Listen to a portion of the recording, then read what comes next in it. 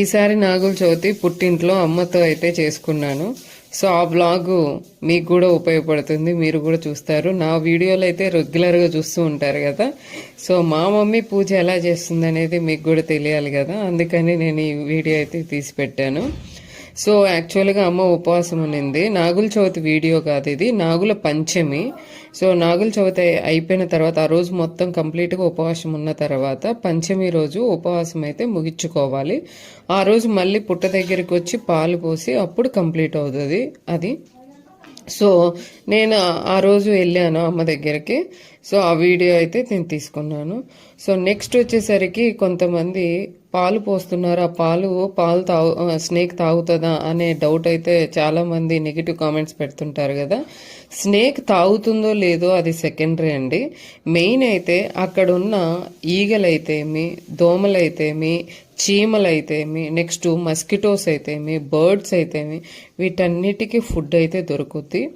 అలాగే నువ్వు లోపల కానీ వేస్తే, కొనలు లోపల వేస్తే సో పాము తాగుతుంది, తింటుంది అనేది అయితే అనుకుంటారు.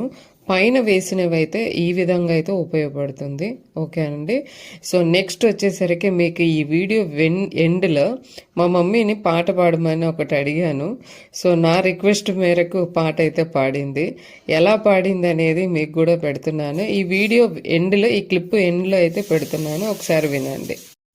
చెమ్మన మెడలో నాగరాజా, సిన్ని పార్వతి పిలసిన దేవా, దేవి పలుకులు ఆలాకించేవా, శివనాగరాజా తల్లి పలుకులు ఆలకించేవా, వెండి గిన్నెల పాలు పోసి విత్తడి గిన్నెల వెన్న పెట్టి వెన్నహారాగించి పోవయ్యా, శివనాగరాజా వెన్నారాగించి పోవయ్యా. శివుని మెడలో నాగరాజా, చిన్ని పార్వతి పిలసిన దేవా, దేవి పలుకులు ఆలాకించేవా, శివనాగరాజా తల్లి పలుకులు ఆలకించేవా, వెండి గిన్నెల పాలు పోసి వితడి గిన్నెల వెన్న పెట్టి వెన్నారాగించి పోవయ్యా, శివనాగరాజా వెన్నారాగించి పోవయ్యా.